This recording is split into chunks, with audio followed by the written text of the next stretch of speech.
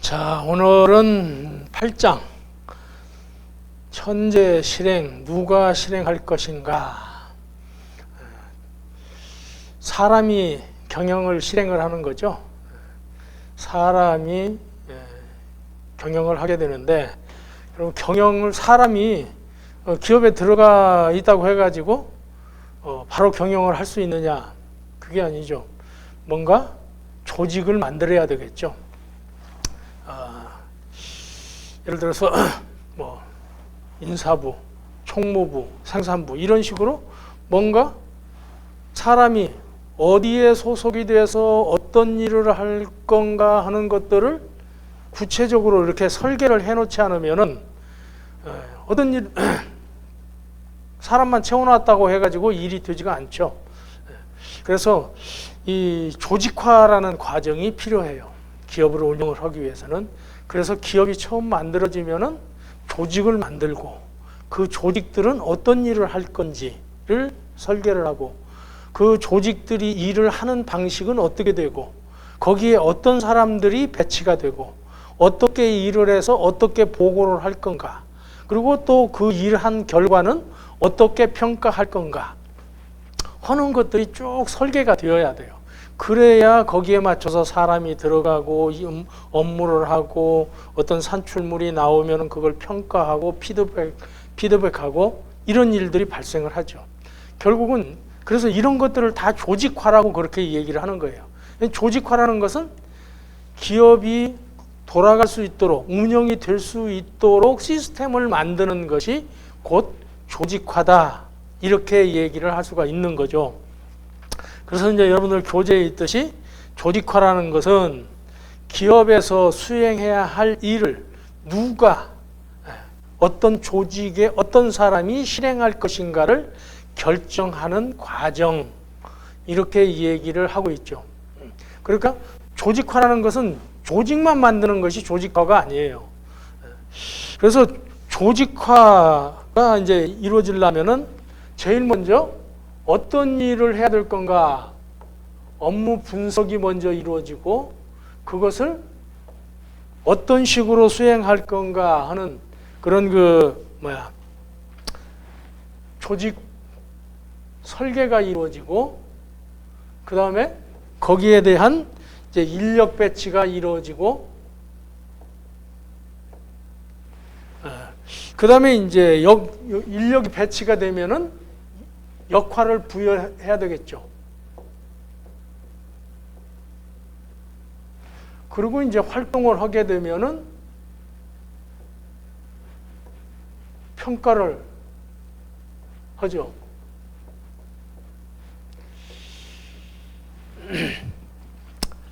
이런 이제 일련의 과정들이 곧 이제 그 조직화다 하는 거예요.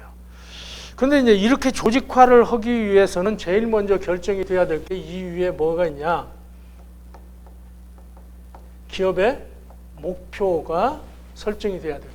기업 목표가 설정이 되면 이 목표 달성을 위해서 어떤 일들이 필요한가 하는 것들이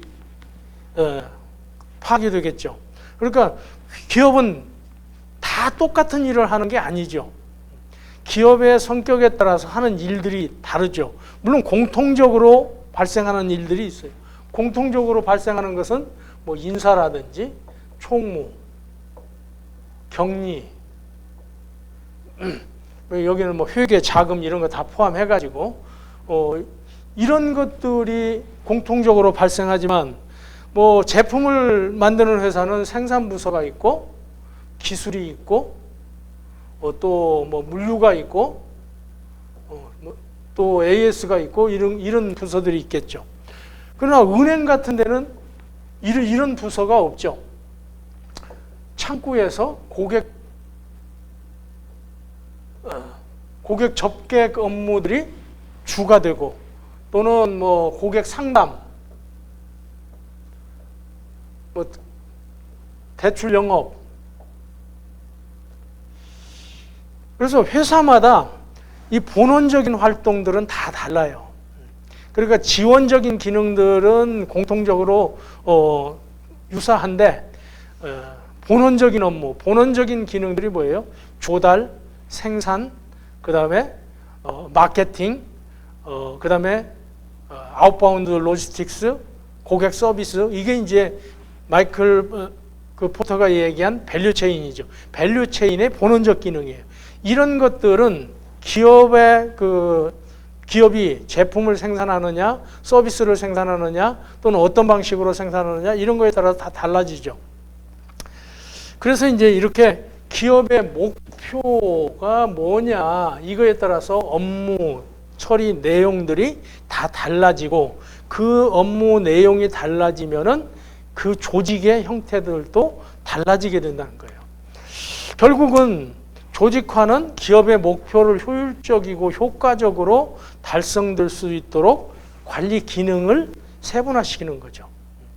그래서 인사 기능, 총무 기능, 고객 서비스 기능, 판매 기능, 이런 식으로 세분화시키는 거예요. 이걸 기업이 규모가 적을 때는, 1인 기업일 때는 혼자 다 해요.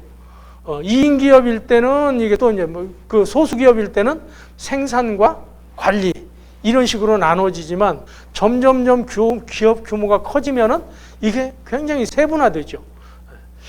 그래서 이제 이런 기업 규모에 따라서 어떤 기업 목표 달성을 위해서 업무들이 세분화되는 이런 것들이 이제 조직이 만들어지는데, 이걸 만들어 놓는다고 해가지고 그걸로 끝나는 게 아니죠. 이게 어떻게 해야 돼요? 서로 유기적으로, 이 조직들이 유기적으로 협동적으로 활동을 해서 기업 목표를 달성할 수 있도록 시스템적으로 연결을 시켜야 되겠죠. 그래서 이제 이렇게 그 시스템적으로 연결을 하려고 하다 보면은 뭐가 필요하냐? 거기에 그 각각의 부서에다가 과업을 줘야 되겠죠. 요거는 뭐 하는 일, 여기는 뭐 하는데, 여기는 뭐 하는데, 그렇게 이제 과업을 주고 거기에 권한을 줬으면은 이제 책임을 줘야 되죠. 책임을 너는 뭐를 몇 개를 만들어라, 얼마를 팔아라, 이런 식으로 책임을 주고, 그리고 이제 아까 얘기했듯이 서로 상호 조정 관계를 잘 규정으로 연결을 시켜야 되겠죠. 예를 들어서 생산은 100개를 생산하도록 목표를 줬는데 판매는 50개만 판매를 하도록 이렇게 목표를 주면 안 되죠. 결국은 기업의 목표가 달성이 될 수 있도록 생산이 100개 됐으면은 판매도 100을 할 수 있도록 하고, 물류도 100을 공급할 수 있도록 하고, 이게 다 유기적으로 목표 달성이 다 원활하게 달성이 될 수 있도록 이게 연결이 되어야 된다는 거예요. 그렇게 하기 위해서는 역할과 권한과 책임이 이 조직에 부여가 돼야 된다는 거죠. 그런데 이제 이런 그 조직화 과정을 보면은, 조직화는 기본적으로는 분화예요, 분화. 처음에는 소수의 인력이 생산과 관리 이런 식으로 나눠졌다가, 그 다음에는 조달, 생산, 판매 이런 식으로 나눠지고, 그 다음에는 인사, 격리 이런 식으로 이제 지원 기능이 필요하고, 이런 식으로 이제 점점 분화가 돼요. 근데 분화가 되면은 어떤 문제가 생기냐? 조직 간에는 항상 이 조직을 쪼개놓으면은 어떻게 돼요? 이게 벽이 생기죠. 인사부, 총무부, 생산, 기술, 물류에 의해서 이게 하나의 벽이 생겨버려요. 그래서 인사는 나한테 부여된 목표만 달성하려고 그래요. 생산은 자기들한테 부여된 목표만 채우려고 그래요. 그러면 서로 이렇게 인사하고도 갈등이 생기고 총무하고도 갈등이 생겨요. 계속 갈등이 생겨요. 이런 갈등이 생겨버리면 기업이 목표를 달성할 수가 없죠. 그래서 어떻게 해야 되느냐? 분화된 속에서도 노력이, 모든 활동이 기업의 목표를 달성할 수 있도록 통합이 돼야 돼요. 그래서 조직은 분화되지만 활동은 통합적으로 이루어질 수 있는 이런 구조를 갖추는 것이 필요하다는 거죠.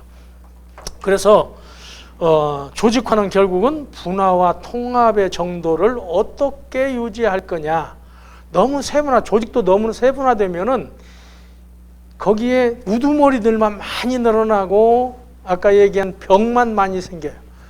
근데 너무 대조직으로 만들어 놓으면은 벽은 없는데 한 사람이 컨트롤을 못 해요. 통제가 안 되면 어떻게 돼요? 효율적인 의사결정이 안 되고 자원의 배분도 안 되죠. 그래서 적정하게 분할하고 또 분할된 속에서도 통합된 어떤 그 활동이 이루어질 수 있도록 이렇게 하는 것이 필요하다는 거죠. 그래서 이제 조직화의 과정을 살펴보면은 이런 거예요.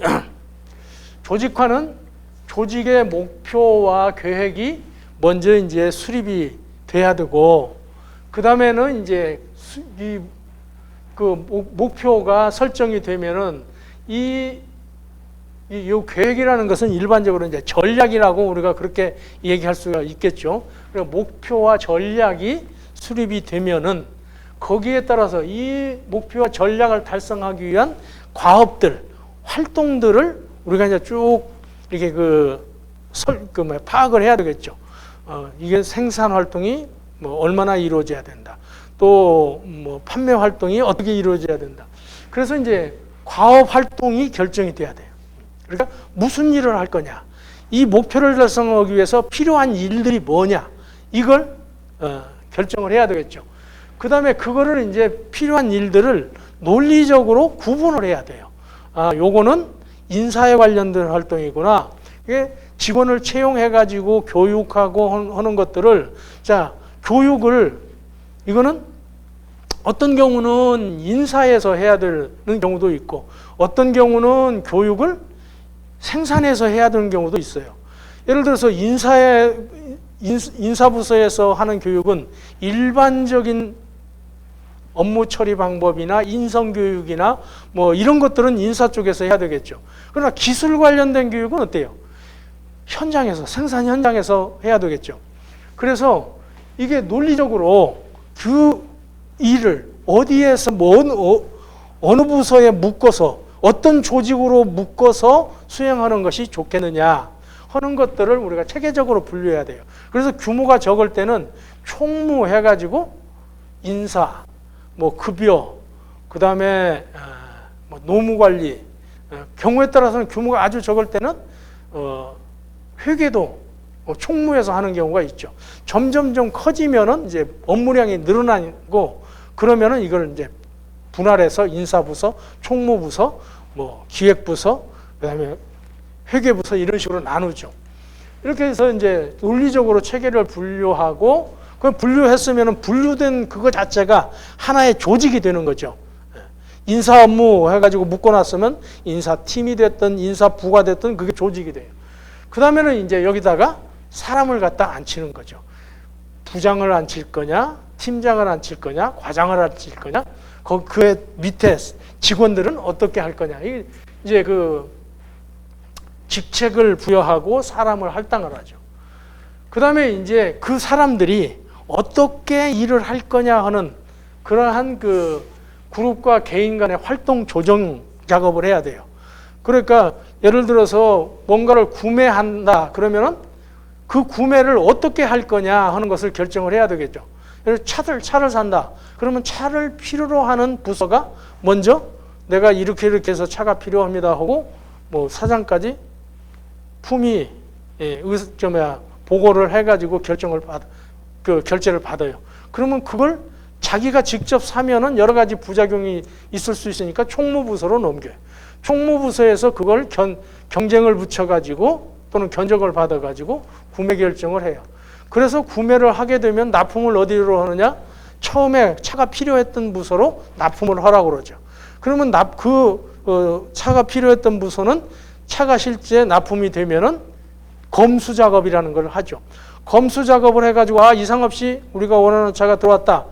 그리고 이제 검수 보고서를 그 차를 총무부서로 넘겨주면 총무부서는 그 전표를 써가지고 결제를 받아서 요거 얼마 지출해야 된다 하고 그 승인된 내용을 누구한테 알려주느냐?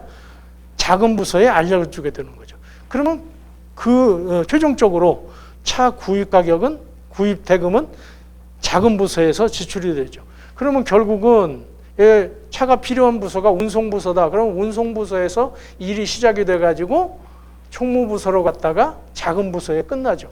이렇게 하나의 일, 차를 사는 일이 이렇게 세 파트로 나누어져서 일을 하는데, 이러한 것들이 규정에 의해서 절차서로, 업무 처리 절차서로 다 확정이 돼 있어야 효율적으로 일을 할 수가 있는 거죠. 그렇게 해서 운영을 해가지고 이 조직이 잘 운영이 되고 있다. 운영이 되는 과정에서 서로 협조도 잘 되고 기업 목표 달성하는데 전혀 문제 없이 효율적으로 잘 돌아간다. 그러면은 계속 유지가 되겠지만은 그렇지 않고 컨플릭트가 생긴다. 갈등이 생기고 지연이 생기고 또 새로운 비즈니스가 생겨서 이걸 조정을 해야 된다. 그러면은 평가 과정을 거쳐서 수정을 하는 이러한 작업들을 해야 되죠. 이게 계속 매년 사이클로 돌아가요. 그러니까 한번 조직을 만들어 놓으면은 그게 만고불변의 진리처럼 쭉 계속 가는 게 아니에요. 기업의 여건이, 상황이 변동이 되면은 규모가 커지고 외부 상황이 달라지고 그러면은 이 조직도 계속 바뀌게 됩니다. 이것을 이제 우리가 조직화 과정이다 이렇게 얘기를 해요. 그래서 아까 잠깐 얘기했듯이 우리가 이제 여러분들 교재에는 이제 없는 내용인데, 처음에 이제 기업 규모가 적을 때는 이렇게 작업 기능, 관리 기능 이런 식으로 단순화되어 있다가 그 다음에 조달, 생산, 판매 이렇게 해서 1차 분화라는 것이 생겨요. 이게 일반적인 조직의 이제 확대, 분화 과정인데, 이렇게 일반적으로 1차 분화는 조달, 생산, 판매, 가장 기업의 본원적인 활동, 그렇죠? 필요한 부품을 조달하는 거, 그거 가지고 만드는 거, 만들었으면 판매하는 거, 이게 이제 본원적인 가장 기본적인 핵심 기능이에요. 요것이 이제 이렇게 전문화돼서 분업화돼요. 그 다음에 2차 분화에서는 이런 것들을 지원하려고 하다 보니까 여기에 사람도 필요하고 돈도 필요하고 기술도 필요하고, 그러니까 그러한 기능들이 분화돼 가지고 새롭게 만들어지는 거예요. 이게 이제 2차 분화예요. 그래서 요거는 이제 전문 스텝이 분화가 돼 가지고 전문 스텝 분야가 기본적인 본원적 기능을 지원하는 이런 형태가 되는 거죠. 이걸 우리가 이제 2차 분화라고 한다. 근데 이제 이것만 가지고 부족하다는 거예요. 2차 분화에서는 인사, 경리는 이제 자금 회계, 세무 이런 것이 다 들어가는 거예요. 그다음에 기술적인 부분, 이게 이제 기본적인 스텝 기능이에요. 이 생산하는 사람들이 경리 잘 모르죠.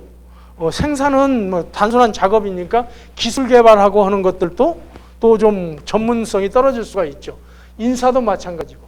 그래서 이러한 부분, 이 조달하고 생산하고 판매하는 이 사람들을 이 전문적인 분야에서 이제 전문적인 지식을 가지고 지원해주는 이러한 분화가 2차 분화이고 전문 스텝 부분의 분화다. 이렇게 얘기할 수가 있고, 그 다음에 이제 3차 분화는 뭐냐? 이게 관리 스텝 부분의 분화라고 해가지고 기획, 조직화, 통제. 그러니까 조달, 생산, 판매, 인사, 경리, 기술 이런 부분을 기획하고 그 다음에 조직화하고 그 다음에 통제하는 이런 분야가 필요하다는 거죠. 얘들이 스스로 활동을 하고 평가받고 이런 기능이 없으면은 이게 잘 됐는지 못 됐는지 어떻게 해야 될지 모르죠. 그러니까 이제 별도로 전문적으로 기업 전체의 운영 계획을 세우고 그 다음에 그걸 운영하는 데 필요한 조직을 또 만들고 또 그리고 이런 조직들이 제대로 활동을 하고 있는지를 평가하고 이러한 기업 전체 차원에서 각각 부문의 활동을 계획하고 조직하고 통제하는 이런 기능이 분화하게 돼요. 그래서 기업 규모가 커지면은 결국은 기획부서라는 거가 생기고 감사부서라는 것이 생기죠. 이런 부서들은 다 회사 전체를 컨트롤하는 이런 그 기능이에요. 그래서 이렇게 1, 2, 3차의 이제 과정을 거쳐서 기업이 조직이 분화된다 하는 거예요. 그 다음에는 이제 우리가 여러분들 그 교재에 이제 없는 내용인데 경영 조직을 만드는 원칙이 10가지가 있어요. 그래서 조직화하는 과정에서 조직을 어떻게 만들 거냐 하는 거예요. 그래서 10가지 원칙이 있는데 첫 번째는 이제 목적의 원칙이에요. 목적의 원칙. 이 목적의 원칙이라는 것은 기업의 목표, 기업이 지향하는 목표를 달성할 수 있도록 조직을 만들어야 된다. 예를 들어서 기업의 목표가 글로벌 넘버1 기업이 되겠다. 전자제품의 글로벌 넘버1 기업이 되겠다. 그러면은 그 목적을 달성할 수 있도록 하기 위해서는 제일 중요한 게 뭐예요? 기술이 제일 중요하죠. 글로벌 넘버1이 되려면은 기술적으로 다른 회사보다 앞서가는 그 기술 지원이 필요하죠. 그러면 기술 개발을 하는 그런 기술 연구소라든지 이런 조직들이 필요하죠. 그래서 조직은 결국은 그러한 기업의 목표를 달성할 수 있도록 해야 된다. 그리고 만약에 예를 들어서 글로벌 넘버1이 되려면은 전 세계가 시장이다 보면은 조직들이 국내에만 있는 게 아니고 해외에도 공장을 만들고 또는 판매 조직을 만들고 서비스 조직을 만들어야 되죠. 이렇게 기업의 목표가 어떻느냐에 따라서 이제 조직이 달라지고 그 조직은 결국은 기업의 목표를 달성할 수 있도록 만들어져야 된다는 거예요. 두 번째는 이제 전문화의 원칙이에요. 전문화. 기술을 이건 이제 분업화 원칙이라고도 하는데 특수한 그 업무의 성격이 같은 걸로 묶어줘야 된다는 거죠. 그러니까 어떤 그 업무 처리의 형태, 그 내용이라든지 형태가 같은 것끼리 묶어 놔야 한다. 그러니까 이제 뭐 인사는 인사대로, 인사와 뭐 격리를 합쳐놓고 생산과 뭐 격리를 합쳐놓고 이래서는 안 되죠. 생산은 생산, 격리는 격리. 이렇게 해서 전문적으로 업무 처리를 할 수 있도록 해야지. 생산에 있는 사람들은 주로 이제 뭐 공대 출신들이 생산에 많이 관여를 하겠죠. 격리는 누가 해요? 회계학 출신들이 이제 그 격리를 담당하겠죠. 이렇게 원래부터 능력을 가진 전문적인 그 관리자들이 배치돼서 일을 할 수 있게끔 그렇게 만들어야 된다는 얘기고, 세 번째는 조정의 원칙이라는 거예요. 일을 해가면서 이제 서로 그 협력할 수 있도록 해야 되고, 그것들이 안 되면은 조정을 계속적으로 조정을 해나가야 된다. 그러니까 어떻게 하면은 종업원들의 노력이 통합되고 목표 달성에 그 적극적으로 기여할 수 있느냐, 이렇게 할 수 있도록 만들어 줘야 된다는 거죠. 그리고 이제 서로 균형이 맞아야 돼요. 일은 어떤 그 부서는 그냥 설렁설렁해도 다 목표 달성이 되고 다 업무 처리 이상 없이 하고, 어떤 회사들은 어떤 부서들은 계속 그냥 야근해가면서 뭐 토요일 일요일도 없이 와서 일을 해도 뭐 이거 제대로 안 되고, 이렇게 해서는 안 되죠. 그러니까 이렇게 그 개인별로 또는 조직별로 업무량을 배분할 때는 이게 적정한 시간 내에서 다 같이 끝낼 수 있도록 이렇게 하는 것이 중요해요. 그리고 그것이 이제 곧 균형화예요. 네 번째는 명령 일원화의 원칙이에요. 어떤 사람이 어떤 그 위로부터 지시를 받아서 일을 하게 되는데, 이렇게 됐을 때 이제 여러 사람한테 이 지시를 받으면 안 되죠. 한 사람한테 지시를 받아야 그 정확한 내용이 전달이 되고 그 지시 받은 내용대로 일을 수행할 수가 있는 거죠. 위에 상사가 여러 명이어가지고 이 사람은 오른쪽으로 가라, 이 사람은 왼쪽으로 가라, 이런 식으로 지시를 해버리면은 우왕좌왕 갈피를 못 잡고 결국은 목표 달성이 안 되죠. 그래서 이제 명령이 일원화될 수 있도록 조직 체계를 그렇게 만들어야 된다는 거죠. 그 다음에는 이제 책임과 권한의 원칙이에요. 정확하게 너는 무슨 일을 해야 된다. 이 조직은 무슨 일을 해야 되고 그 안에 있는 각자는 무슨 일을 해야 된다. 이게 소위 말해서 업무 분장이라고 하는 건데 업무 분장이 명확해야 돼요. 이게 어디서 해야 될지를 모르고 공중에 붕 떠 있는 그런 업무가 생기면 안 되죠.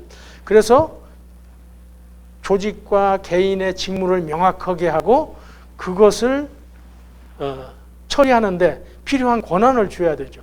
권한이 없이 책임만 주게 되면은 어떻게 돼요?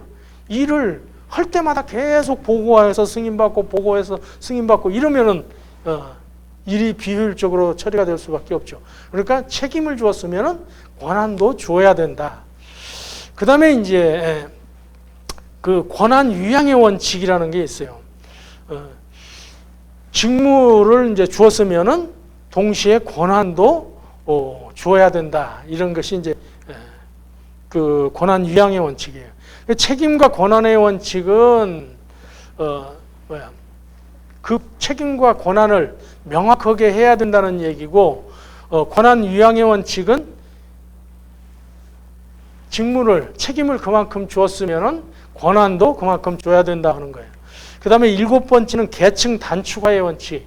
신속한 의사결정을 위해서는 가급적이면 층층 시야로 조직을 이렇게 위로 계속 고층으로 해놓을 게 아니고 저층으로 해가지고 신속하게 의사결정을 하도록 이렇게 해야 된다는 거고, 8번째는 이제 감독 한계의 원칙이에요.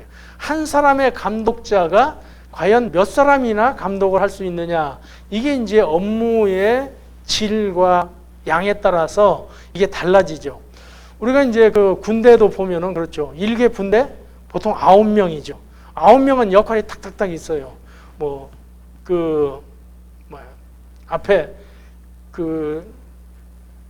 제일 앞에 나가는 뭐라고 그러죠? 척후, 이제 그 앞에 나가서 보초를 보는 사람, 뒤에 소총수, 그 다음에 수류탄 담당 이런 식으로 그 9명 분대원들은 각각 이제 분대장과 그 밑에 이제 역할을 각각 이제 분담하는 사람들이 있죠. 이제 최소한도 어떠한 적은 지형에서 어떠한 전투 업무를 수행하려면은 보초도 있어야 되고 소총수도 있어야 되고 수류탄 투척하는 사람도 있어야 되고 또 유탄 발사기도 필요하고, 그러니까 이렇게 이제 그 기본적으로 필요한 기능들을 부여한 9명의 사람들이 있는 거죠. 그 이제 9명의 그 분대원으로 이루어진 분대가 4개 분대가 1개 소대가 되고, 또 3개 소대 내지 4개 소대가 1개 대대가 되고, 여기는 이제 3개 대대 정도가 보통 이제 1개 세 개 정도의 대대가 연대가 되고, 또 3개 정도의 연대가 사단이 되고, 이런 식으로 이제 그 일정한 단위로 하나의 이제 위에 그 단위가 이제 설정이 되죠. 이거는 뭐냐? 그만큼 이제 일개 소대장은 적정하게 전투를 지휘하려면은 4개 분대 이상이 드러나면은 그 적정한 지휘가 안 된다는 거죠. 일개 대대가 3 내지 4개 소대를 벗어나면은 이게 전투에서 지휘가 제대로 안 되는 거예요. 지역적으로 이게 어려워지는 거죠. 이제 그러한 것을 다 감안해가지고 일개 분대는 분대장 포함해서 9명이다. 일개 소대는 이제 4개 분대다. 일개 대대는 3개 중대다. 이런 식으로 이제 그 전체 역할과 또 전투하는 지역과 이런 걸 감안해서 그런 이제 그 계층을 만드는 거죠. 이렇게 감독 한계가 이제 적절하게 지휘 감독할 수 있는 한계가 어떻게 되느냐, 이걸 정하는 게 이제 감독 한계의 원칙이에요. 그래서 가능한 범위 내에서 효율적으로 관리 감독할 수 있도록 그렇게 해줘야 된다. 그 다음에 이제 탄력성의 원칙은 조직 환경이, 기업 환경이 변화가 되면은 조직도 바뀌어야 된다는 거죠. 그래서 탄력적으로 그 변화될 수 있도록 이렇게 운영을 해야 된다는 거고, 10번째 예외의 원칙이라는 건 뭐냐면은 그냥 그 매일매일 반복적으로 돌아가는 일들은 가능하면 하위 직급자한테 그 위양을 하고, 그 감독하는 위에서 이제 그 감독하는 이런 그 리더들, 단위 조직의 책임자들은 예외적인 사항들만 하도록 해야 된다 하는 거죠. 예를 들어서 그 상점에서 이제 이렇게 그 물건을 판다. 그러면은 정가대로 파는 이런 경우는 점원이 알아서 그냥 다 계산을 하면 되죠. 근데 어떤 특수한 경우, 어떤 사람이 20개를 한꺼번에 산다고 한다. 그런데 할인을 해달라고 그런다. 그럴 경우에 어떻게 해요? 할인을 몇 프로 해줄 건가를 점원이 그냥 결정하게 할 수는 없죠. 그런 정가가 아니고 특수한 상황, 할인을 대량 판매로 인해서 할인을 해줘야 되는 이런 상황에서는 점주가 그 점포의 장이 그 점원의 이 얘기를 듣고 몇 프로 해줄 수 있느냐, 할인을 해줄 수 있느냐 없느냐, 몇 프로 해줄 수 있느냐, 이런 것들을 결정을 하도록 해야 된다는 거죠. 그 처음부터 하나부터 10까지 다 점장이, 점포주가 그 파는 것을 다 결정을 해서는 안 되죠. 이게 이제 10번째 예외의 원칙이라는 거예요. 자, 조직화 과정에서 첫 번째 이제 해야 될 일이 뭐냐? 분업이에요, 분업. 그러니까 해야 될 일을 어떻게 구분할 거냐 하는 거죠. 그래서 이제 해야 될 일들을 쭉 나열해 놓고 그것들을 유사한 것들끼리 그룹핑하는 이러한 그 작업이 이제 필요해요. 그래서 첫 번째는 제일 먼저 해야 될 게 해야 될 일을 세분화시키는 거죠. 그게 이제 과업의 세분화예요. 과업을 세분화시키고 그 세분화된 과업들을 유사한 것들끼리 분류를 해가지고 그것을 묶는 거죠. 그래서 묶고 그것을 이제 묶은 것을 조직으로 만들고 거기에 이제 안에다가 그 과업을 배정하고 사람을 배정을 하는 이런 것을 이제 우리가 뭐라고 그러냐? 직무 설계다 이렇게 얘기를 해요. 그래서 직무를 쭉 세분화시키고 유사한 것들끼리 묶고 그것들을 이제 구체화시키고 그리고 거기에 이제 거기에 조직의 타이틀을 붙이고 그 일들이 어떻게 처리될 건가를 이제 설계하고 거기에 사람을 배치하고 이런 것들이 직무 설계다 하는 거예요. 그래서 이제 직무 설계는 결국은 두 가지 방향에서 이제 고려가 되어야 된다. 하나는 직무 만족이에요. 거기에 어떤 특정한 직무에다가 사람을 배치를 했을 때 과연 그 사람이 거기 배치된 사람이 공통적으로 특수한 사람은 뭐 만족하지 않을 수도 있고 그렇지 어떤 사람은 만족할 수도 있지만은 일반적으로 그 업무 처리에 만족을 할 거냐. 그게 이제 이런 것은 뭐 너무 어렵다든지 너무 이거는 뭐 어린애도 할 수 있는 거라든지 뭐 이렇게 되면은 뭐 포기하거나 그 직무 자체에 불만을 할 수가 있겠죠. 그래서 과연 이러한 일들을 어떠한 사람 또는 어떠한 조직에 할당을 해가지고 일을 시켰을 때에 거기에 배치되는 사람들이 그러한 업무를 하는데 만족감을 가지고 일을 할 거냐 하는 것을 하나 생각을 해야 되고, 과연 그렇게 분할을 했을 때에 과연 조직의 목표를 달성할 수 있도록 생산성을 높여서 할 수 있을 건가, 이런 두 가지 관계를 우리가 고려를 해야 된다 하는 거예요. 그래서 이제 기본적으로는 직무는 분업의 원칙에 따라서 배분되고 거기에 이제 분업의 정도에 따라서 과업이 이제 할당이 돼야 되겠죠. 그래서 분업이 굉장히 세분화시켜서 조직을 이렇게 나눠 놓으면은 어떻게 돼요? 과업도 그만큼 줄어들게 되겠죠. 그러나 이제 굉장히 폭넓게 이렇게 분업을 폭넓게 해놓으면은 그 안에 할당되는 업무 자체도 굉장히 폭넓게 이렇게 할당이 되겠죠. 그래서 이제 분업의 원칙에 따라서 배분하고 거기에 따라서 이제 과업이 할당이 된다 하는 거예요. 그래서 여기 이제 분업의 원칙이라는 것이 뭐냐 하는 것을 좀 살펴보면은 분업의 원칙이라는 것은 조직 구성원에게 가능한 한 단일에 전문화된 업무를 수행할 수 있도록 업무를 분담시켜야 된다 하는 것이 이제 분업의 원칙이에요. 그래서 이제 테일러라든지 또는 포드라든지 이런 사람들이 어떤 사람 누가 어떤 일을 어느 정도의 일을 주었을 때 어떠한 일을 어느 정도 하도록 주었을 때 가장 생산성이 높아질 건가 하는 것들을 연구해 가지고 이제 업무를 과업을 이제 세분화시켜 가지고 그걸 하나의 과업으로 이렇게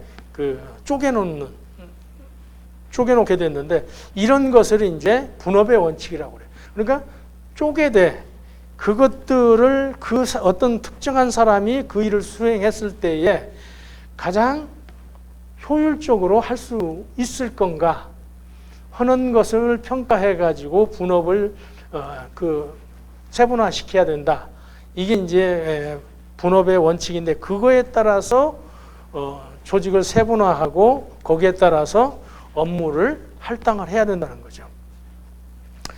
그런데 이제 이런 분업은 이제 점점점 이제 좀 형태가 바뀌어집니다. 여러분들 교재에 있듯이 이제 19세기서부터 1940년대까지 이때까지는 이제 철저하게 분업을 중심으로 해서 이제 일이 만들어졌어요. 그래서 이때는 분업을 전문화된 분업화된 조직들을 만들고 분업화된 조직 속에 인간을 그 속에서 인간이 적응하도록 이렇게 이제 만든 거죠. 그래서 인간 중심이 아니고 일 중심이에요. 과업 중심. 어떻게 하면은 일을 더 효율적으로 생산성이 더 높게끔 할 건가? 여기에 초점을 맞춰서 이제 조직을 구성을 하고 그렇게 해서 이제 거기에다가 사람을 배치를 하는 거죠. 그렇게 되면서 이제 조직이 커지면은 기업이 점점점 대기업화되면은 기술이 더 세분화되죠. 그래서 이제 자동차를 한 달에 몇 대 정도만 만든다 그러면은 여러 사람이 모여서 그냥 한꺼번에 이 일도 했다 저 일도 했다 하면서 자동차를 만들어내는데 하루에도 수백 대 수천 대씩 만들어낸다 그러면 어떻게 돼요? 바퀴 끼는 사람은 계속 바퀴만 끼게 되고 그 다음에 엔진을 올리는 사람은 계속 엔진 적재 작업만 하고 유리를 다는 사람은 계속 유리를 달기만 하고 이렇게 기업의 규모가 커지면은 직무도 더 세분화되죠. 이렇게 되다 보니까 결국은 이러한 전문적인 분업화 상태에서는 결국은 사람이 하나의 어떤 도구, 부품 형태로 이렇게 작동을 할 수밖에 없어요. 이렇게 되니까 문제가 생기죠. 매너리즘에 빠지고 돈을 더 준다고 해도 싫어요. 내가 이게 완전히 기계 취급당하네? 이런 상태가 돼버리죠. 그래서 이제 우리가 경영 이론의 발전 과정에서도 봤듯이 고전적 경영학에서 이제 근대적 경영학으로 넘어오면서 뭐가 생겼어요? 인간의 행동과학 이론 이런 게 생겼죠. 그래서 어떻게 하면은 종업원들이 만족을 하면서 능동적으로 일을 할 수 있도록 할 거냐. 이제 그래서 이제 인간관계론 같은 것이 이제 굉장히 중요하게 이렇게 대두됐죠. 그래서 이제 이런 지나친 전문화에 대응해 가지고 이제 직무를 순환한다든지 또는 직무를 확대한다든지, 한 사람이 특정한 분야 계속 뭐 그냥 볼트만 조이고 뭐 하던 사람들을 이제 볼트도 조이고 또는 뭐 측정도 하고 뭐 여러 가지 일을 할 수 있도록 함으로써 어떻게 지루함이 사라지죠. 또 이제 그런 일을 하다가 이제 또 다른 일을 하도록 만들죠. 직무 순환을 시켜요. 직무 순환을 시키면은 이 일도 했다가 이제 그 지루해지고 실증이 나고 할 때쯤 되면은 새로운 분야로 이제 옮겨주는 거죠. 그러면 여기 이제 새로운 작업이니까 그거를 이제 익숙하기 위해서, 숙달되기 위해서 노력도 하고, 또 새로운 작업, 그 업무니까 좀 그 의욕도 생기고, 그렇게 함으로써 이제 단조로움, 매너리즘에 빠지는 것을 이제 방지를 하는 거죠. 그게 이제 1940년대 이후부터 일부 이제 그 많은, 지금 아직도 뭐 중소기업 이런 데서는 이런 쪽에 이제 그 관리가 이루어지고 있어요.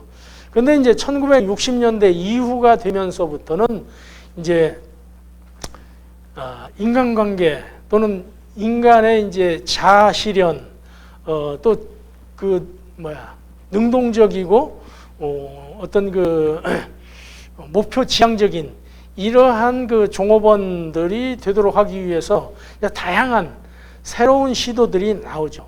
여기에서는 직무보다는 사람의 초점을 맞춰서 이제 직무를 배정을 하는. 그러니까 내가 예를 들어서 경리에 그 회계에 그 능력이 있고 또 회계에 어떤 그 더 보람을 느낀다. 그러면 그런 식으로 이제 일을 주는 거죠. 이 사람은 이제 뭐 신기술 개발하는데 이제 그 능력이 있고 더 관심이 많다. 그러면 이제 그런 일을, 그 사람한테는 그런 일을 줘요. 그래서 직무를 인간에 적응시키는 이러한 그 직무 관리, 직무 설계가 이루어져요. 그래서 직무 충실화, 직무 특성 모형 이런 것들이 나오죠. 그래서 좀 더 이제 그 깊이 있게 살펴본다면은 직무 전문화는 어떻게 매일매일 반복 작업을 함으로써 그 숙련도가 높아지고 그렇게 해서 생산성이 높아지도록 이렇게 관리하는 것이 이제 직무 전문화예요. 이렇게 직무 전문화를 시키는 큰 이유 두 가지는, 하나는 생산성 증대예요.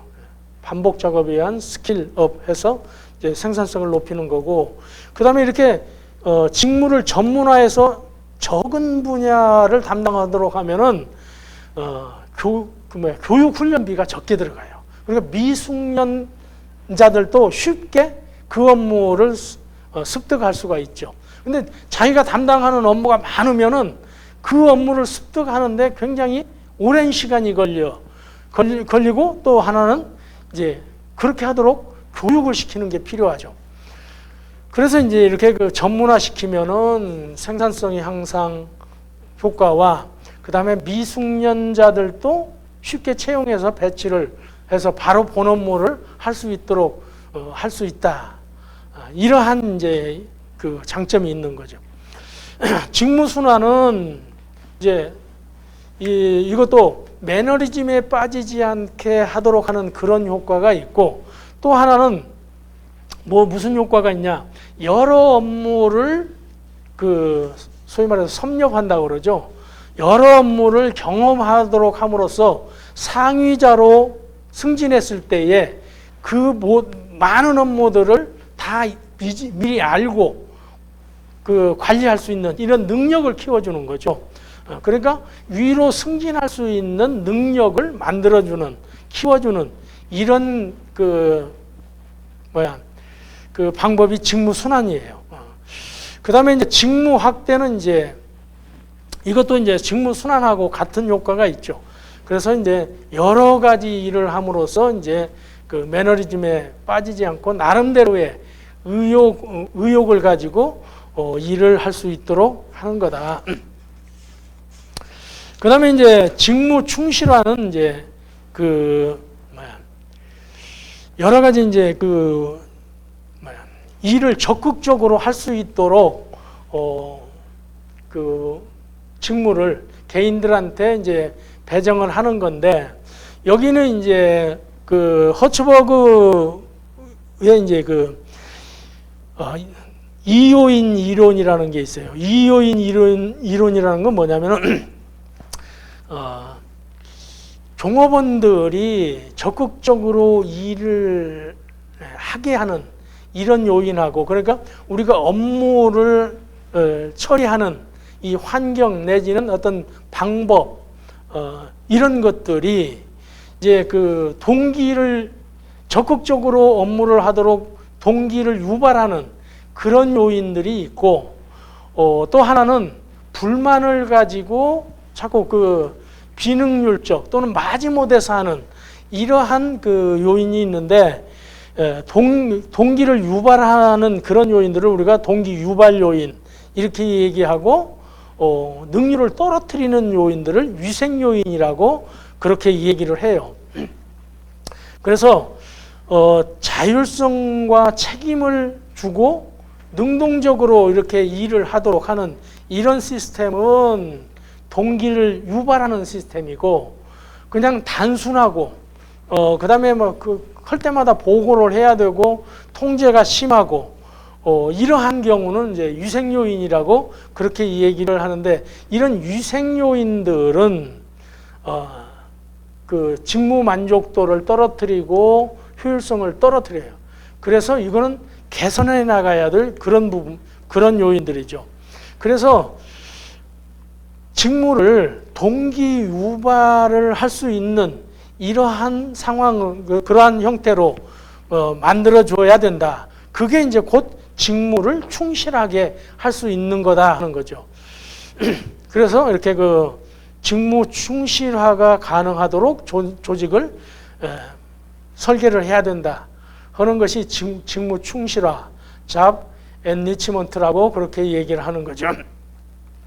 그래서 이제 이렇게 동기 유발을 하는 것도 시킬 수 있는 요인들은 뭐 급여가 있을 수도 있고, 또 열심히 노력을 해서, 그러니까 자율성을 가지고 책임을 지고 또 거기에 따라서 자율적으로 내가 그 업무를 할 수 있다면은 굉장히 통제를 받고 그때그때 그 계속 보고를 하고 위에 승인을 받아서 일을 하고 이럴 때보다 굉장히 적극적이고 효율적으로 일을 할 수가 있는 거죠.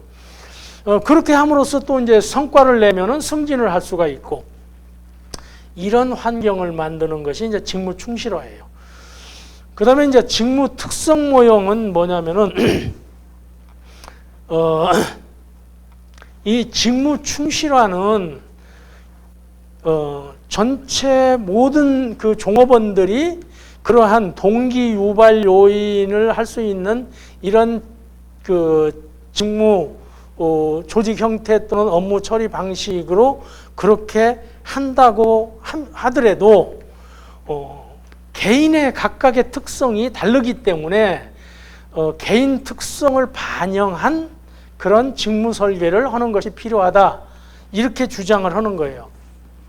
그러니까 모든 사람들이 다 똑같이, 예를 들어서 자율성을 주고 네가 책임지고 열심히 일을 하면은 이렇게 그 보상을 더 많이 받을 수 있고, 그러니까 열심히 해라, 이렇게 그 시스템을 그렇게 만든다고 해서 모두 다 그렇게 다 잘한다는 것은 아니라는 거죠. 왜 그러냐? 여기는 이제 개인차가 있다는 거죠. 어떤 사람들은 능력이 안 돼서 그렇게 안 될 수도 있고, 어떤 사람들은 그렇게 하는 것보다는, 자율적인 것보다는 위에서 정확하게 방향을 제시를 하고 승인을 해서 그 속에서 안전하게 일하기를 원하는 사람도 있다는 거죠. 그게 이제 개인차예요. 그리고 그 개인차는 어디에서 나오느냐? 종업원의 성장 욕구의 강도에 따라서 그 개인차가 발생을 할 수 있다는 거죠. 무슨 얘기냐면은, 나는 요즘 이제 그렇죠. 요즘 성공한 직장인은 뭐 임원까지 사장까지 올라가는 게 아니고 정년퇴직하는 게 성공한 직장인이라고 그렇게 얘기하죠. 요즘 뭐 그냥 40 중반 넘어서 50 초반 되면은 다 뭐 그냥 조기 퇴직을 막 시켜요. 그러고 나서 뭐 할 거예요? 그거 퇴직금 좀 받아가지고 자영업 하다가 말아먹으면은 그냥 노숙자가 돼버릴 수도 있는 거죠. 그러니까 요즘에 성공한 직장인은 뭐예요? 60세까지 또는 62세까지 그냥 소위 말해서 젖은 낙엽처럼 딱 붙어가지고 쓸어도 쓸려나가지 않는 이런 사람처럼 오래 근무하기를 바라요. 그래서 뭐 삼성전자 같은 데도 너 임원이 되라 해도 나 뭐 임원 안 될래요. 그냥 수석부장으로 있을래요. 이런 사람들도 많다고 그래요. 왜 그러냐? 임원 되면은 임시직이거든. 그냥 한순간에 뭐 2년 임기 채우고 끝. 나가라고 하면 그때는 뭐 임원이 되면은 뭐 이게 그 근로기준법에 호소할 수도 없어요. 노동원 조합원도 아니에요. 그러니까 오래 버티면서 근무하는 것이 최고라고 생각할 수도 있어요. 그러니까 종업원들마다 어떤 사람은 내가 열심히 해가지고 임원 달고 그 다음에 대표이사까지 할 거야 이런 사람도 있고 어떤 사람은 안전하게 일할 거야 이런 사람도 있죠.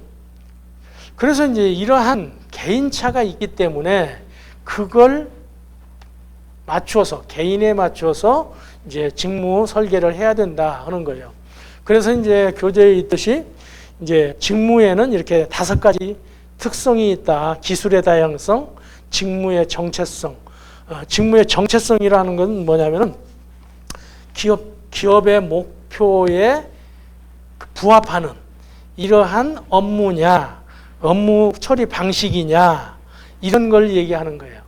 그러니까 기업의 목표와 내가 하고 있는 것이 일치화되어 있느냐 이것이 이제 곧 직무의 정체성이에요. 그 다음에 직무의 중요성.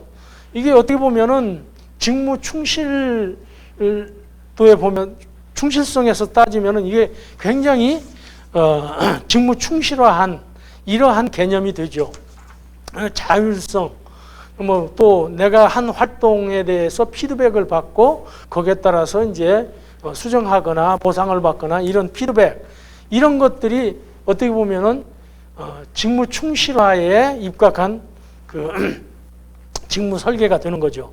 근데 여기에 이제 개입되는 것이 직무 수행자의 성장 욕구의 강도라는 거죠.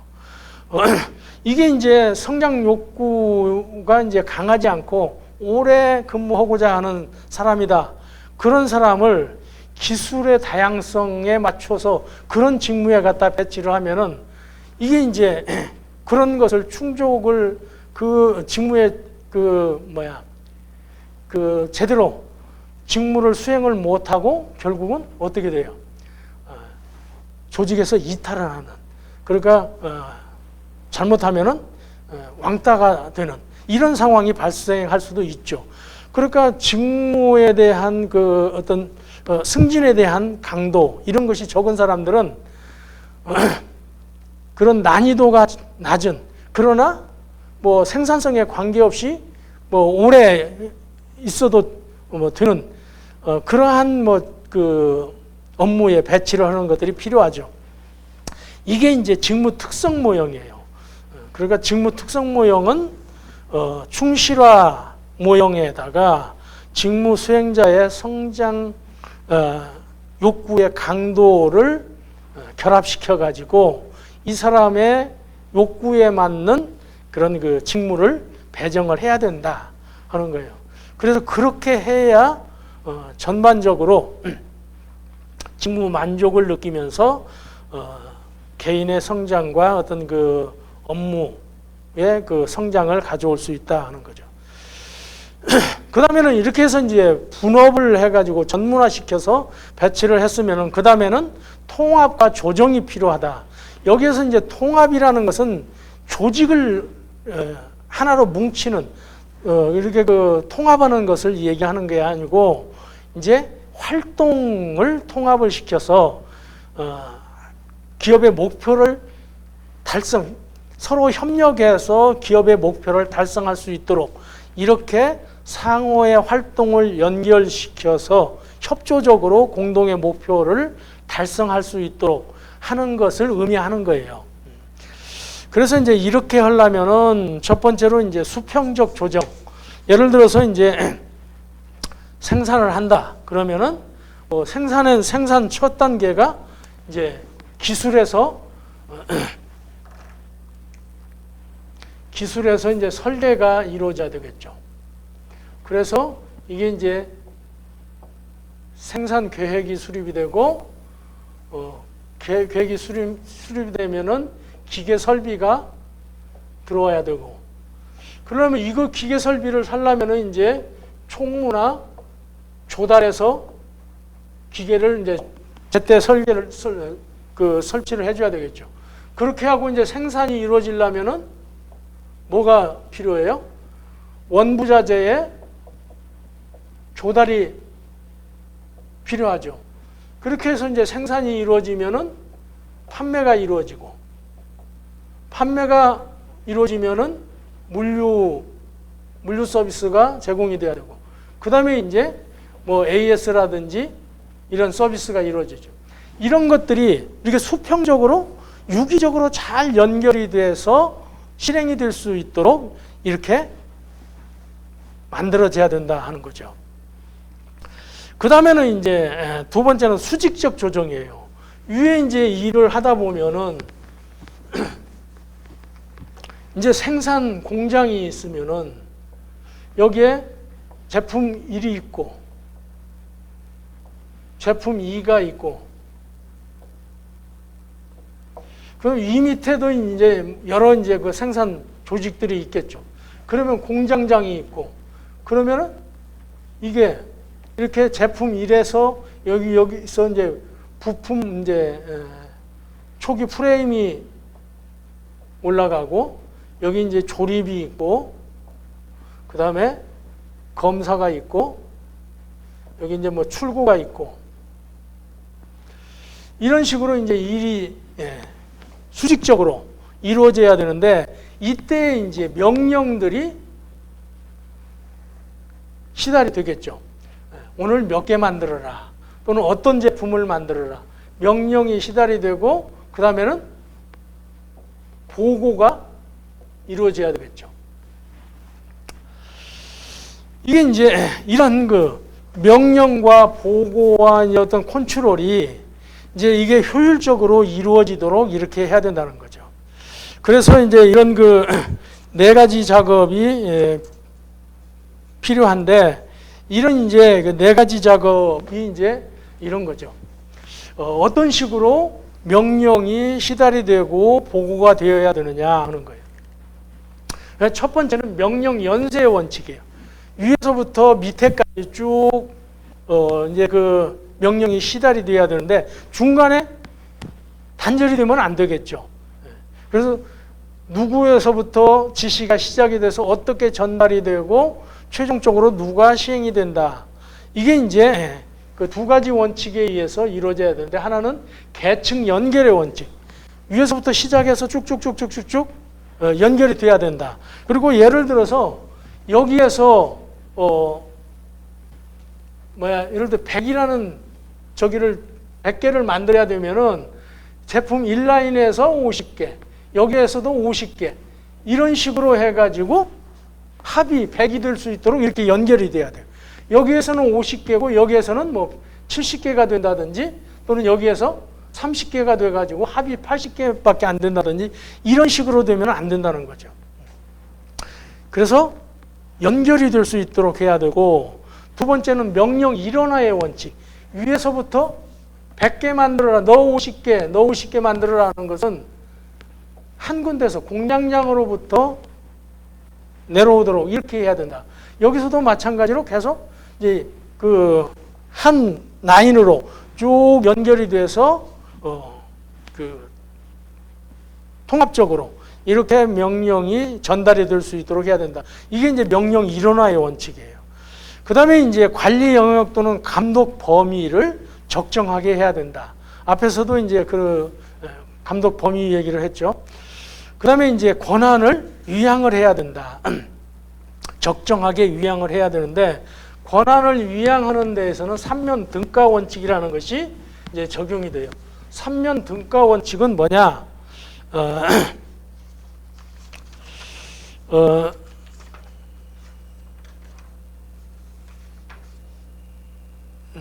권한을 주고 여기 이제 책임을 주고 제일 먼저 이제 책임을 먼저 주겠죠. 책임을 줬으면은 권한을 줘야 되고 그 다음에 뭐가 필요하냐? 보고.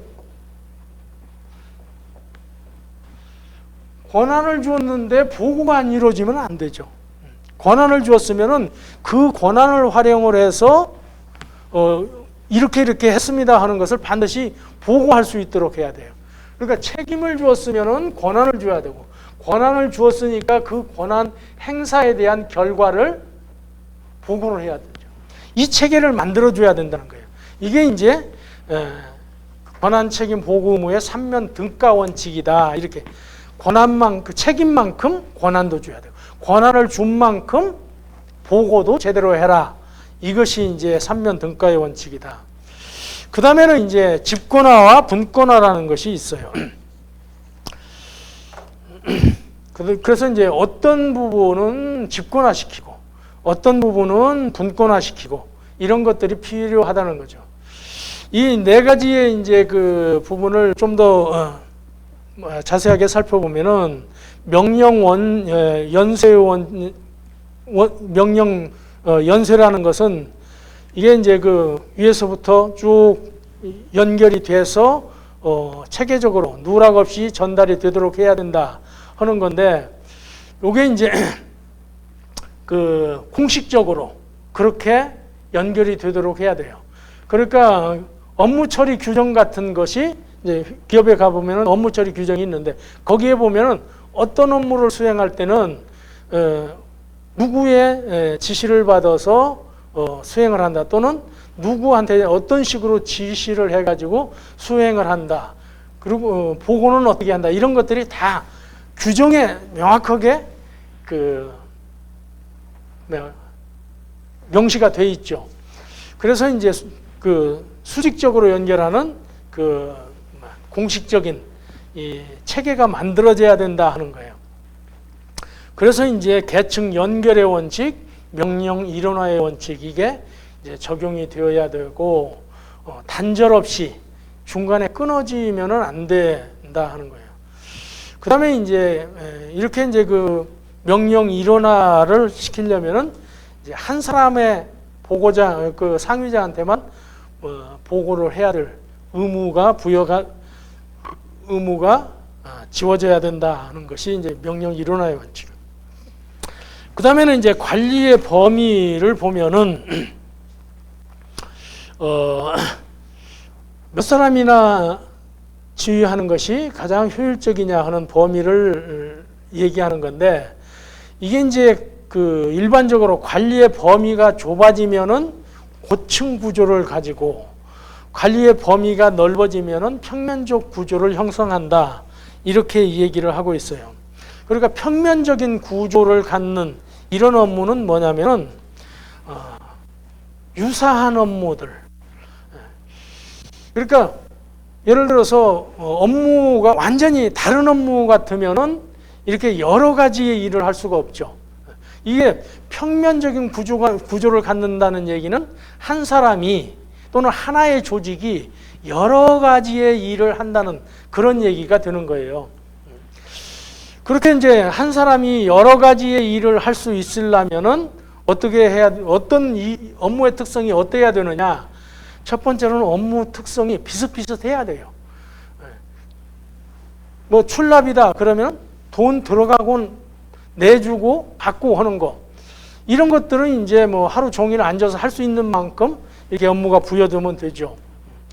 회계 업무다 그러면 전표 정리 업무, 이런 것들은 이제 뭐 입금 전표, 출금 전표, 또는 뭐 실제로 대체 전표라는 것도 있는데, 이런 전표 처리 업무 유사하니까 그런 것들을 이렇게 묶어 놓으면은 많은 그 업무들을 할 수가 있겠죠. 그래서 이제 이렇게 유사한 업무, 그 다음에 단순한 업무, 그 다음에 독자적으로 수행할 수 있는 그런 업무들, 이게 다른 사람의 도움 없이 할 수 있는 거다. 그런 업무들은 이제 그 업무량이 많아질 수가 있는 거죠. 이럴 경우에 이제 그 평면적 구조로 가요. 그러면 여러 사람을 이제 그 관리 범위가 그 넓어지는 거예요. 그러니까 공장에 가 보면은 그 각 공장 그 큰 공장 하나에 뭐 그 조립하는 작업원들이 뭐 수십 명, 경우에 따라서는 수백 명 이렇게 될 수 있는데 거기에 관리자 한 사람 들어가 있어요. 실제로 공장 뭐 제1공장, 제2공장 해가지고 공장에 가보면은 그 공장을 관리하는 사람들은 서너 명밖에 없죠. 근데 이제 뭐 인사 업무다, 그 회계 업무다 이런 데 가보면은 한 개 부서에 뭐 열 몇 명이 있는 경우도 있고 뭐 적게는 뭐 대여섯 명 가지고도 뭐 부서를 기획부서 같은 데 가면은 뭐 그렇게 인원이 많지가 않아요. 왜냐? 그런 기획부서의 업무들은 굉장히 복잡해요. 계획을 수립하는 업무도 뭐 상황 분석에서부터 뭐 경쟁력 분석 뭐 이렇게 다양한 일들을 해야 되죠. 이렇게 다양한 일을 하게 되면은 한 사람이 하는 업무가 깊이가 있기 때문에 많이 못하죠. 그래서 그건 세분화시키게 돼요. 그리고 이제 그런 업무들은 위로 이제 뭐 서너 사람 위에 뭐 팀장, 뭐 두세 팀 위에 부장, 뭐 이런 식으로 해가지고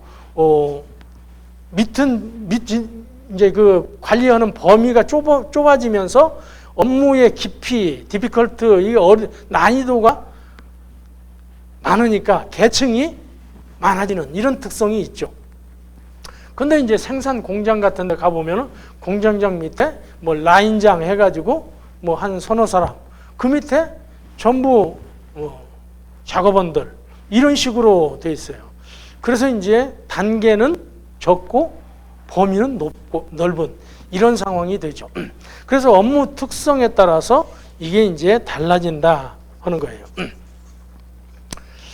그 다음에 이제 권한 유양은 어떻게 해야 될 거냐.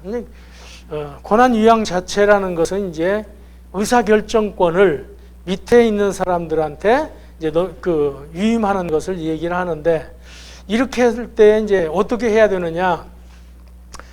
분명하게 네가 해야 될 일이 뭐다 하는 책임을 분명하게 하고 그 일을 수행하는데 어떤 부분은 네가 자율적으로 하고 어떤 부분은 위의 승인을 받아서 하고, 이런 식으로 명확하게 책임과 권한 또는 보고 또는 승인, 이 내용을 명확하게 해야 된다는 거죠.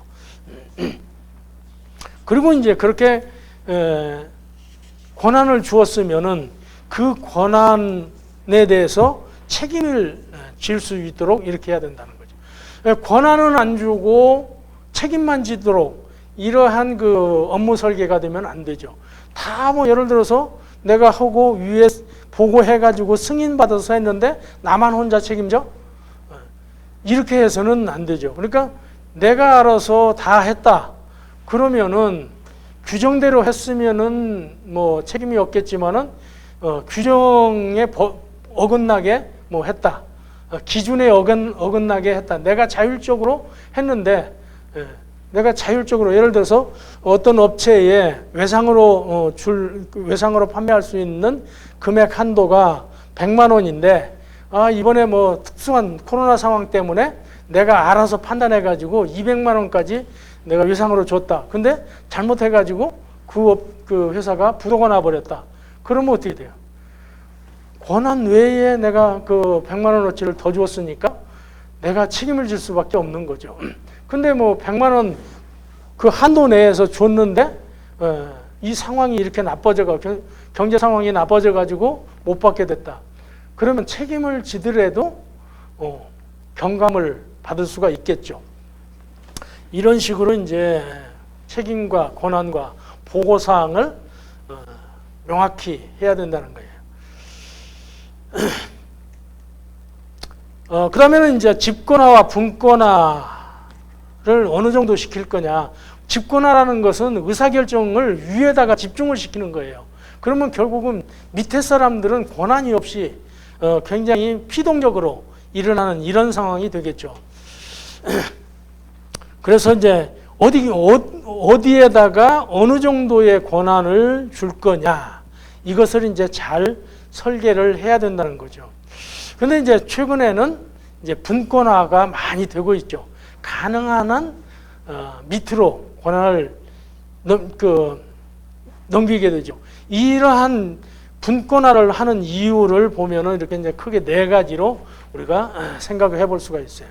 이게 변화하고 있는 상황에 신속하게 대응해서 굉장히 외부 상황이 굉장히 신속하게 변화무쌍하죠. 상전벽해예요. 그러면 그때그때 상황에 따라서 대응을 하려면은 밑에서 책임지고 일을 할 수 있게끔 이렇게 만들어주는 게 필요하죠. 또 두 번째는 이제 밑에서 신속하게 의사결정을 하려고 하다 보면은 그 사람들은 어떤 식으로 이제 의사결정을 해야 되느냐. 많은 외부 정보들을 수집해야 그게 이제 자기가 책임지고 또 가장 효율적으로 의사결정을 할 수가 있죠. 지금 바깥의 세상이 어떻게 돌아가고 있는지, 코로나가 어떻게 돌아가고 있는지 모르면서 그냥 외상으로 주고 뭐 여러 가지 그냥 일반적인 형태로 판매를 한다. 이건 말이 안 되죠. 그러니까 의사결정 권한을 밑으로 주면은 거기에 상응해서 내가 필요한 정보를 확보하기 위한 노력들을 할 수밖에 없어요. 그 정보들을 확보를 하면은 곧 그것이 뭐야? 회사의 정보 자산이 되는 거죠. 그래서 이제 주는 거예요. 그 다음에 세 번째는 동기유발이에요. 권한 주고 열심히 하도록 이렇게 하면은 그게 상응해서 내가 권한이 있으니까 적극적으로 효율적으로 일을 하게 되는 거고, 또 그렇게 해야만이 자기 스스로 의사결정하는 연습을 하게 되는 거죠. 그냥 시키는 대로만 하게 되면은 이게 능력이 안 커요. 계속 스스로 판단하고 또 현장과 부닥치면서 어떻게 하는 것이 가장 효율적인가, 이런 훈련을 해야 의사결정 능력이 커지고 또 위로 상급으로 이렇게 승진할 수가 있는 거죠. 자, 그 다음에는 이제 조직의 형태. 그러면 이제 여러 이제 분업화에 의해서 조직을 만들고 거기에 업무를 주고 사람을 활동을 하고 업무 처리를 어떻게 할 건지 이런 것들을 이제 다 설계해서 조직을 만드는데, 그 만드는 조직을 어떤 식으로 만들어서 운영할 거냐 하는 것들이 이제 굉장히 중요하죠. 그래서 이제 조직 구조라는 것이 굉장히 중요하다. 뒤에 보면은 이제 스텝 조직, 라인 조직, 또는 태스크포스 조직, 여러 가지 조직들이 있어요. 어떤 식으로, 그러니까 조직을 만들어 가지고 그냥 명령이 위에서부터 밑으로 쫙 내려오고 그대로 또 보고하고 이런 식으로만 운영이 되는 게 아니에요.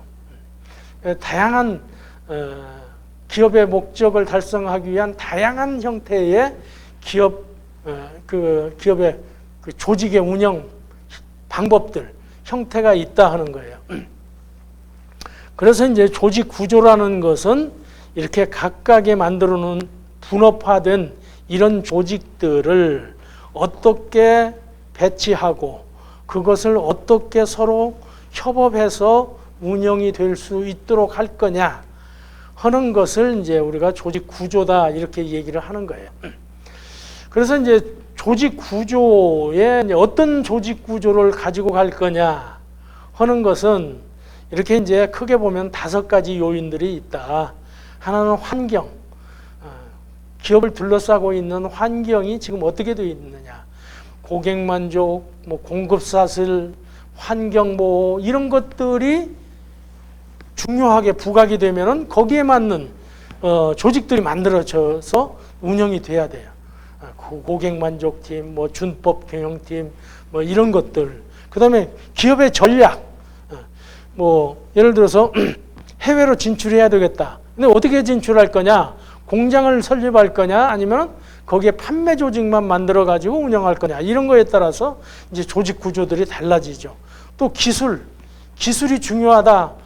신사업으로 이제 발전을 해야 되는데 새로운 기술이 필요하다. 그러면 기술연구소 이런 것들이 필요하고 이제 그런 것들을 이제 잘 관리할 수 있는 이러한 그 조직을 만들어야 되겠죠. 그다음에 이제 조직 구성원들한테 어떤 식으로 해야 이제 동기유발을 할 수가 있느냐 이런 것들. 그다음에 기업 규모가 어느 정도냐. 이제 기업 규모가 적으면은 뭐 조직이라는 거 구분할 필요도 없죠. 그러다가 이제 기업이 커지면은 관리부서, 생산부서. 그다음에 이제 뭐 조달, 생산, 판매. 그다음에 인사, 회계, 뭐 기획 이런 식으로 이제 점점 분화가 되고 삼성전자 같은 데는 뭐 사업부 하면은 굉장히 사업부가 크죠. 다른 회사에 뭐 회사 몇 개를 합쳐놓은 것보다도 더 큰 사업부가 있어요. 가전사업부, 뭐 반도체 사업부. 반도체만 해도 1년에 뭐 몇백조를 파는 이런 형태가 되니까 어마어마하게 크지만 다른 뭐 중소규모에 가면은 이제 뭐 팀만 가지고 운영하기도 하고 이제 부서라고 만들어 놓더라도 한 개 부서에 뭐 대여섯 명 정도 앉아서 일을 할 수 있는 이런 규모가 되기도 해요. 그래서 이제 기업 규모에 따라서 세분화된다. 우선 이제 그 조직의 형태를 보면은 공식적인 조직 구조와 비공식적인 조직 구조가 있다. 근데 일반적으로 기업에 가면은 공식적인 조직 구조밖에는 안 나타나죠. 공식적인 조직 구조는 조직도 해가지고 뭐 기업에 가서 조직도 좀 봅시다 그러면 뭐 대표이사부터 임원, 감사, 그다음에 사업 부서장, 팀 이런 식으로 조직이 딱 그려져 있죠. 이거는 이제 그렇게 기업의 조직 구조 해가지고 규정으로 딱 만들어요. 그래서 이제 최고 경영자까지 결재를 받아서 그런 조직들이 운영이 되죠. 그래서 조직도를 보면 이 회사는 어떤 사업을 하고 있고 어느 정도 규모고 의사결정이 어떻게 이루어지겠구나 하는 것들을 파악을 할 수가 있어요. 그래서 모든 기업의 공식적인 일들은 이런 공식적인 조직을 통해서 이루어지고 결과가 나타나죠. 근데 이제 그런 공식적인 조직만 있느냐? 그건 아니죠. 비공식적인 조직들도 많이 있을 수가 있다. 나름대로의 이제 회사에서 보면은 중소기업 같은 경우에는 핵심 요원이라고 해가지고 따로 이제 기업이 어려움에 닥치더라도 이 사람들은 꼭 지켜야 될 사람들이다. 이 회사의 성장을 위해서 요것은 꼭 필요하다 해가지고 핵심 요원 그룹이 비공식적으로 운영이 되기도 해요. 큰 삼성그룹 같은 데도 핵심 요원 그룹이 따로 있습니다. 그래서 그 사람들은 뭐 보너스도 더 많이 나오고 뭐 명절 때 같은 경우에 뭐 어떤 추가적인 선물도 주고 뭐 이래요. 실질적으로 거기에 모두 뭐 선정되기를 굉장히 바라죠. 그런 사람들은 뭐 A 등급 인사고과 A를 뭐 3년 이상 받아야 된다든지 뭐 그런 게 있어요. 그렇게 해서 A 등급을 계속적으로 받는 사람들은 그런 사람들은 회사가 특별 관리를 해요. 그런 사람들은 어떻게 보면은 앞으로 이제 승승장구할 수 있는 이런 기반이 돼 있는 사람들이죠. 이제 그런 그 회사가 공식적으로 비밀스럽게 또는 다 알고 있지만은 조직표상에 나타나지 않는 그런 형태로 이렇게 관리되는 그런 그룹들도 있고, 또 그렇지 않고 뭐 향후회라든지 동호회 뭐 또는 뭐 동문회 이런 다양한 이러한 비공식 집단들도 많이 있죠. 그런 그 비공식적인 그 조직의 역할이 중요하다는 것은 우리가 이제 두 번째 시간에 배웠던 그 호손 실험, 그 인간관계론이 이제 그 대두되면서 실험적으로 확인했던 그 사항들, 호손 실험에서 보니까 공식적인 그 조직의 어떤 그 지시 또는 그 공식적인 리더의 어떤 지시 이런 것보다는 비공식적인 리더의 지시나 또는 그 안에서 이루어지는 활동이 생산성에 더 영향을 많이 주더라 하는 것이 이제 호손 실험에서 이제 밝혀졌죠. 그래서 비공식적인 그 조직 활동이 굉장히 이제 중요하다고 기업들이 인식을 하게 됐어요. 그래서 보면은 비공식적인 조직이 활동에 그 기업에 영향을 주는 것들을 보면은 생산 성과에 대한 영향을 많이 주더라. 그러니까 이제 뭐 예를 들어서 뭐죠? 그 동호회라든지 또는 뭐 향후회 이런 데서 그 향후회의 리더들이 열심히 하자. 그럼 우리 좀 그 회사가 어려우니까 열심히 해서 좀 성과를 좀 내보자.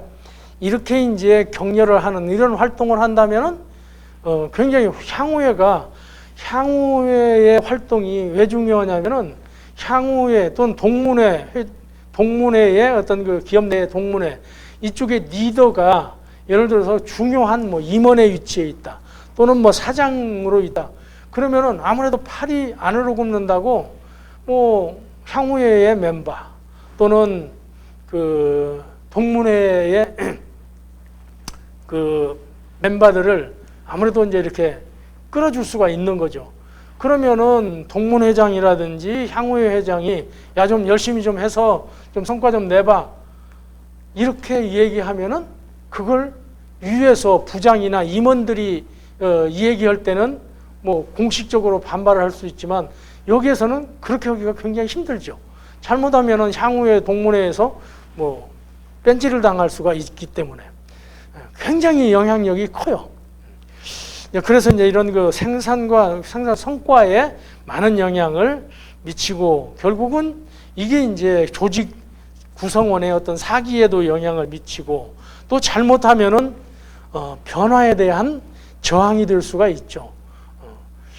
그래서 이제 이런 그 뭐 해병 전후회 뭐 또 ROTC 동기회 뭐 이런 데의 그 어떤 세력들이 어떤 변화에 저항하기도 하고 그래요.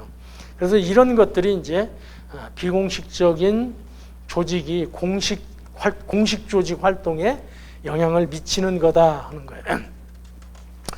그 다음에는 이제 조직의 형태가 어떤 것들이 있는가 하는 것을 살펴볼 텐데 조직의 형태를 보기 전에 우리가 이제 여기에 라인이라는 것이 뭐고 스텝이라는 것이 뭔지 하는 것을 우리가 먼저 이해를 할 필요가 있어요. 라인이라는 것은 기업의 기본적인 활동들이에요. 그래서 조달, 생산, 마케팅, 물류 뭐 이런 것들이 그 라인 활동이에요. 그리고 이제 스텝은 라인을 지원하는 기능들이에요. 기획, 인사, 법무, 감사, 회계 이런 것들은 지원하는 이런 기능들이죠. 그래서 이제 회사에 가보면은 라인과 이제 스텝이 따로 있어요. 그래서 스텝은 이렇게 어떤 그 기본적인 활동을 직접적으로 하는 이런 조직이 아니고 지원하는 거죠. 지원하는 활동들을 우리가 이제 스텝이라고 그렇게 얘기를 해요. 그래서 스텝은 어떤 역할을 하느냐? 전문화된 어떤 지식을 지원하는 거예요. 자문을 해주거나 조언을 해주거나. 그러면서 이제 적절한 견제와 균형을 유지하도록 해요. 그러니까 기획 업무가 이제 주로 그런 거예요. 기획 업무는 이제 업무를 설계를 하고 할당을 하고 거기에 권한과 이제 그 책임을 부여를 하고 어떤 것을 보고를 해야 될 건지 이런 조직 설계를 대부분이 기획에서 하죠. 이제 그러면서 이제 적정한 견제와 균형이 이루어지도록 이제 그 활동을 하게 돼요. 그 다음에 이제 라인에 대한 어떤 지원과 통제를 함으로써 이제 책임성을 확보하도록 이렇게 하는 거죠. 그리고 이제 스텝은 개인 스텝과 이제 전문 스텝으로 이렇게 나눠져요. 개인 스텝은 이제 예를 들어서 뭐 사장이 있고 부사장이 있죠. 그럼 부사장은 실질적으로 사장을 보좌하는 그런 역할들이에요. 임원들이 이제 주로 이제 그런 그 보좌 역할을 하는 거죠. 그래서 이제 또 비서들도 이제 비서실이 따로 있죠. 이제 그룹 회장의 비서실 또는 큰 회사는 사장의 비서실. 비서실은 비서들이 그 밑에 현업 부서들한테 직접 지시를 하거나 그러지는 않죠.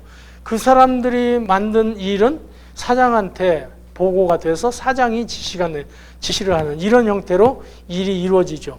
이렇게 해서 이제 뭐 사장이나 임원이나 이런 사람들을 보좌하는 이런 사람들이 이제 개인 스텝이에요. 전문 스텝은 이제 그 하나의 부서로서 이제 자문과 이제 지원을 하는 이런 스텝이 전문 스텝이죠. 인사, 회계, 기획, 감사, 법무 이런 데들이 이제 전문적인 이제 전문 스텝이에요. 그래서 이제 이런 전문 스텝의 힘이 강해지면은 이게 나인이 힘들어져요. 그래서 이제 뭐 감사해서 이렇게 해라 저렇게 해라 너 왜 이거 잘못했어 뭐 감사를 해가지고 징계를 하고 뭐 심할서 쓰라고 그러고 이러면은 나인 조직들이 위축이 되죠. 그 다음에 이제 뭐 그 기획에서 목표를 뭐 과다하게 준다든지 또 그 평가를 아주 뭐 나쁘게 한다든지 뭐 이렇게 하는 것도 나인 조직에 이제 어떤 근무 의욕에 영향을 주게 되죠.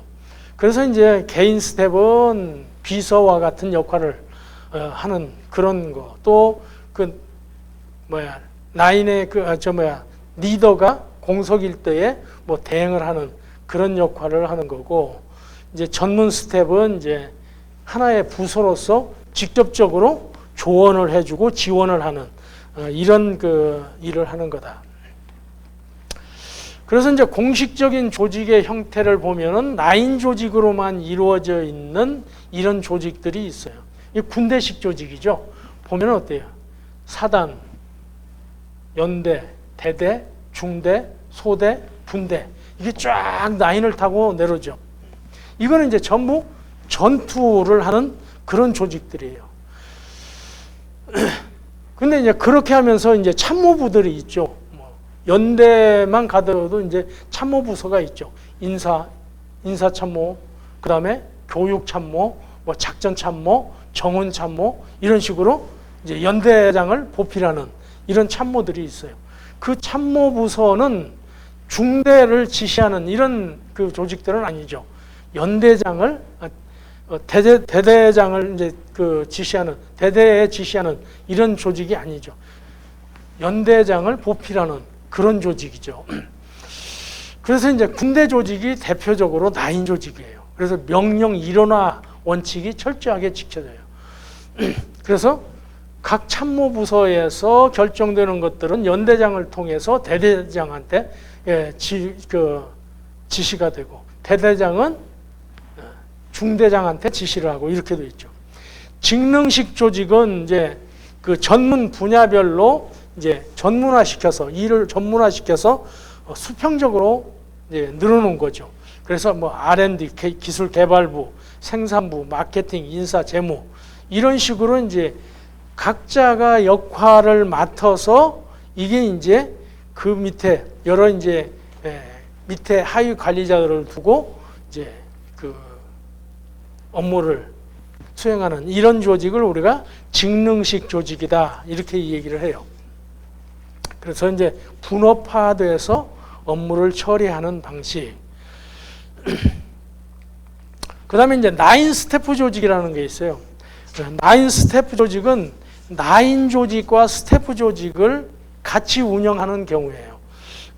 그러니까 나인은 이렇게 개별적으로 이제 독립적으로 활동을 하는 이런 조직이 이제 있고, 그걸 지원하기 위한 조직. 그러니까 뭐 기술개발, 생산부, 마케팅, 인사부 이런 것들은 나름대로 주어진 목표 속에서 자기들이 쭉 업무를 하는 거죠.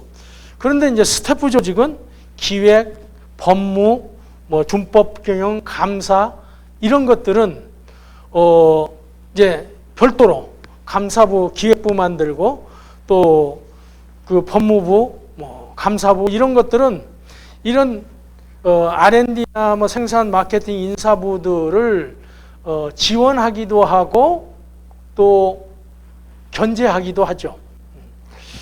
그래서 이제 그 실질적으로 부가가치를 창출하는 그런 업무들은 나인 조직으로 운영을 하고 공통적으로 발생하는 업무들은 이제 스태프 조직에서 지원하는 이런 방법이 이제 나인 스태프 조직이에요. 이제 일을 하다 보면은 생산부에도 법률적인 문제가 생기고 마케팅에도 법률적인 문제가 생기고 인사도 그렇고 그렇죠. 그러면은 그런 법률적인 것은 법무부가 알아서 해요. 또 이제 회사 전체의 규모를 어떻게 운영할 거냐 하는 것들은 기획부서가 하고 또 나인부서에서 이루어진 성과들을 객관적으로 평가하기 위해서 또 기획에서 평가를 하고 또 제대로 이런 나인들이 일을 했는지 안 했는지를 파악하기 위해서는 감사부가 역할을 하고 이런 식으로 이제 공통적으로 수행돼야 될 일들은 전문 스태프 부서가 있어가지고 거기에서 담당을 하고 독립적으로 할 수 있는 일들은 이제 전문 부서가 설치가 돼가지고 운영을 하는 이런 방식이 이제 나인 스텝 조직이다. 그 다음에 이제 사업부서제는 규모가 큰 회사들이 사업부제를 해요. 이제 IMF 이후에 우리나라에도 이제 사업부서제가 이제 많이 활성화됐어요. BU라고 해가지고 비즈니스 유닛. 그래서 이제 네가 이 분야를 책임지고 해 하고 임원들을 비즈니스 유닛 장으로 해가지고 그 BU장 이렇게 얘기하죠. 그러면 거의 BU의 그 장들은 대표이사의 권한을 부여받아요. 그 분야에 대해서는 자기가 대표이사야. 그래서 뭐 초기에 이제 연초에 할당된 어떤 그 본부에 할당되어 있는 뭐 예산 범위 내에서 투자도 하고 뭐 인력도 채용하고 마케팅 활동도 하고 다 책임지고 하는 거죠. 그러니까 이제 전문화시켜서 어떤 특수한 사업 부문별로 전문화시켜서 거기에다가 모든 책임을 다 주고 독립적으로 자율적으로 운영을 하고 그 결과에 대해서 책임을 져라. 이렇게 하는 것이 이제 사업부제예요. 보면은 여기 여러분들 교재에도 있듯이 지역별 사업부제가 있고 뭐 제품별 사업부제, 뭐 고객별 사업부제 이런 식으로 나눠질 수가 있어요. 지역별로는 국내 사업부, 뭐 구주 사업부, 미주 사업부, 뭐 중국 사업부 이런 식으로 나누죠. 그러면 그거를 총괄 대표이사가 모든 의사결정을 하는 게 아니고 국내 사업부는 국내 사업부 대표이사가 하는 거예요. 그러니까 한 회사에 대표이사가 여러 명이 있는 거예요. 총괄 대표이사, 사업 부문 대표이사. 그래서 이제 물론 내부 규정에 의해서 총괄 대표이사는 뭐 어떤 의사결정을 한다. 사업 부문별 대표이사는 어떤 부분을 책임 경영한다. 이렇게 이제 내부 규정이 분명히 나눠져 있죠. 어쨌든 이제 책임을 맡은 그 부분에 대해서 책임을 지고 독립적으로 이렇게 운영하는 이런 조직을 사업부제 조직이다. 이렇게 얘기를 하는 거죠. 이렇게 이제 독립적으로 그 경영을 하게 되면은 책임성이 우선 강화되죠. 그리고 의사결정을 신속하게 할 수 있고 전문적으로 전문적인 지식을 가지고 판단해서 의사결정을 할 수 있는 이런 장점이 있어요. 위원회 조직이라는 게 있는데 위원회 조직은 뭐냐면은 특별한 어떤 안건에 대해서 별도로 그때그때 이제 위원회를 만들어서 이제 최종적인 의사결정을 하는 이런 방법으로 회사를 운영하는 방법이 위원회 조직이에요. 상설위원회도 있고 필요에 따라서 만들어지는 위원회도 있어요. 예를 들어서 뭐 인사위원회 그러면은 예를 들어서 인사고과를 한다든지 뭐 승진을 시킨다든지 이러면은 1년에 한 번씩 인사위원회를 열어가지고 승진 심사를 하죠. 그래서 이제 뭐 부서장들이 추천을 하고 또 그 위에 이제 뭐 인사부서에서 뭐 뚝딱거려 가지고 이렇게 그 승진을 시키고 뭐 이렇게 뭐 인사 이동을 하고 이러는 게 아니고 그런 인사안이 만들어지면은 그걸 종합적으로 이게 그 판단할 수 있는 이런 그 사람들이 모여서 최종적으로 이제 그 검토를 해서 뭐 승진도 시키고 인사 이동도 하고 또는 뭐 인센티브도 주고 이렇게 이제 하는 거죠. 그래서 이제 인사위원회, 뭐 투자위원회, 뭐 기술개발위원회, 뭐 이런 다양한 형태의 위원회가 만들어질 수가 있는 거죠. 그 다음에 이제 프로젝트 조직이라는 게 있는데, 요거는 뭐냐면은 어떠한 뭐 프로젝트가 하나 있다. 회사가 공장을 어디 만든다. 그러면 이제 공장을 만들 때에 다양한 그 기능들이 필요하죠. 예를 들어서 공장을 만드는데 건물만 짓고 기계만 갖다 놓는다고 해서 되는 게 아니죠.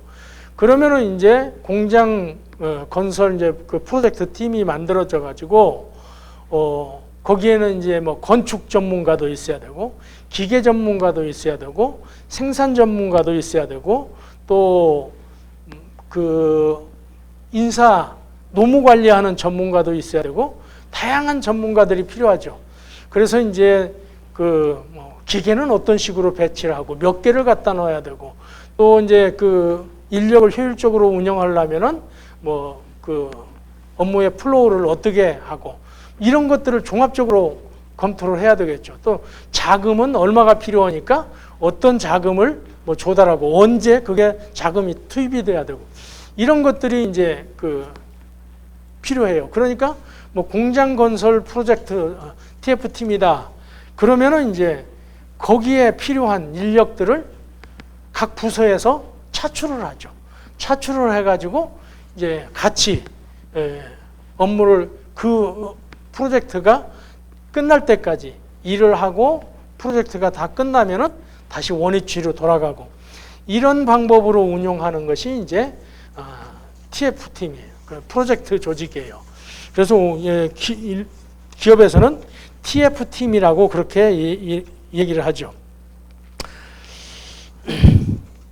그래서 이제 이렇게 그림에 보듯이 이제 TF가 만들어지면은 프로젝트 팀이 만들어지면은 여기에 각각의 부서에서 필요한 인력들이 차출이 돼서 여기서 운영이 돼요. 그래서 이제 그 여기에 프로젝트 리더가 있어가지고 그 사람들한테 그 리더한테 보고하고 거기에 지시를 받아서 이제 운영을 하죠. 그리고 일이 다 끝나면은 돌아가죠. 자, 그 다음에는 이제 매트릭스 조직이라는 게 있어요. 이 매트릭스 조직은 이제 라인 조직과 어떤 직능식 조직과 이제 프로젝트 조직의 장점을 결합시켜서 운영하는 구조예요. 이게 이제 프로젝트 조직은 이제 TF팀이 만들어져 가지고 필요한 인력이 차출이 돼서 하나의 어떤 공간에서 같이 일을 하고 이제 그 완성이 되면은 다시 원위치를 하는 이런 방법인데 매트릭스 조직은 뭐냐면은 그대로 현 위치에서 일을 해요. TF팀의 인원들이 현 위치에서 일을 하면서 각각의 프로젝트에 해당되는 업무를 동시에 수행을 하는 거죠. 그러니까 계속 파견이 돼가지고 거기에 전적으로 매달리는 게 아니고 기존의 업무를 해가면서 새로운 그 TF팀의 일을 하는 거죠. 그러니까 이런 경우는 어떤 경우에 적합하냐면은 TF팀에서의 역할이 전적으로 내가 거기에 들어가서 해야 될 일이 한 사람 몫이 아니다. 일부 그쪽에 참여해서 조금 한 반절이나 3분의 1 정도의 시간을 할애해서 거기에서 일을 하면 된다. 이럴 경우에는 굳이 TF팀에 들어가서 기존의 업무하고 분리해 가지고 일할 필요가 없죠.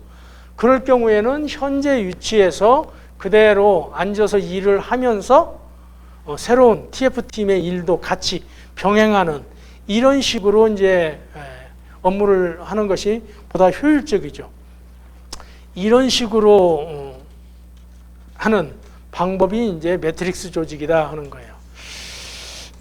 그 다음에는 이제 네트워크 조직이라는 것이 있는데, 네트워크 조직 구조는 뭐냐면은 회사가 일부 조직은 회사가 직접 운영하고 일부 조직은 외부로 빼내버리는 거예요. 그래서 예를 들어서 이제 격리 주식회사, 인사 주식회사 이런 것들이 있어요.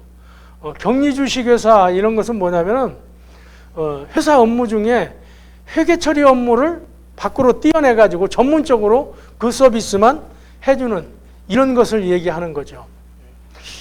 그리고 이제 뭐 노무 주식회사 이런 데서는 뭐 캐시아 업무라든지 뭐 일부 업무를 실제로 보면은 현대자동차 같은 데서도 조립 라인에 직영 작업원이 있고 일부 이제 그 작업원들은 외부에서 그 어떤 일정한 부분의 업무를 맡아서 파견식으로 와서 일을 하는 이런 경우가 있어요.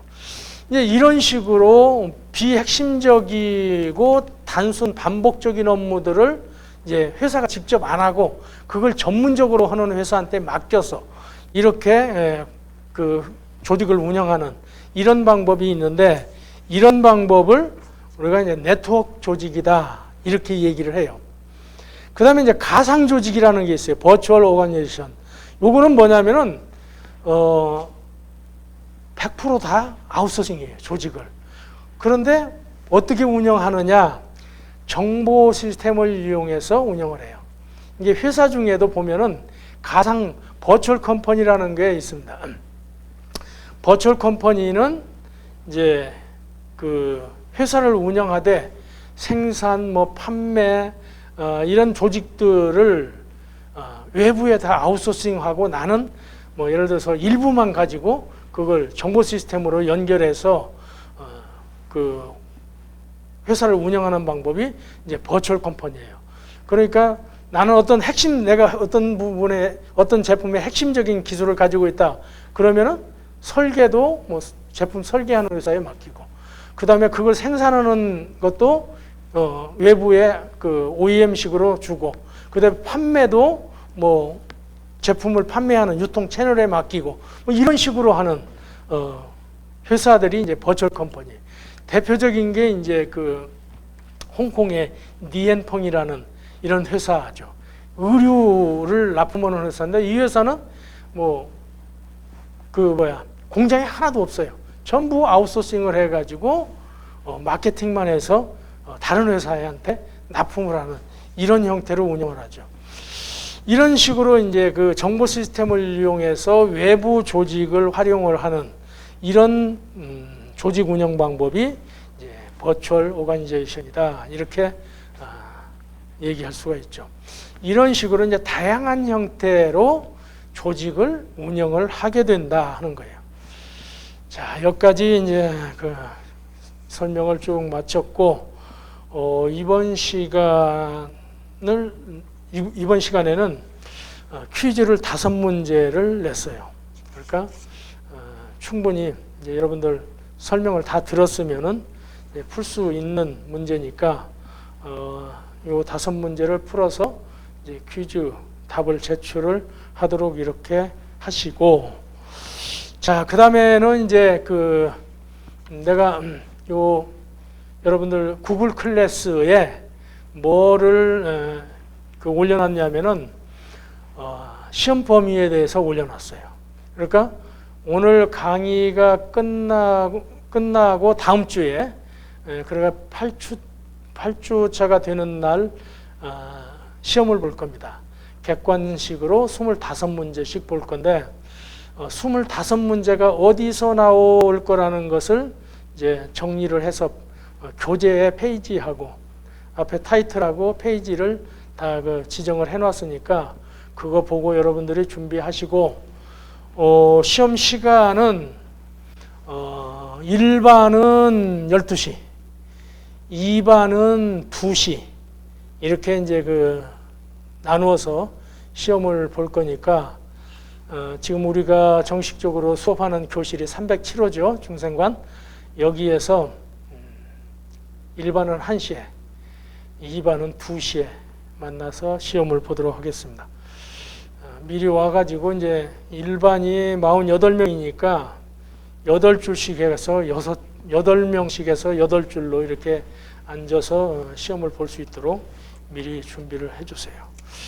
자, 여기까지 해서 아마 온라인 강의는 다 끝날 것 같아요. 그러면은 이제 중간 시험 보고 9주차부터는 이제 오프라인 강의를 하도록 여러분들 얼굴 보면서 강의를 하도록 하겠습니다. 자, 수고 많이 했습니다.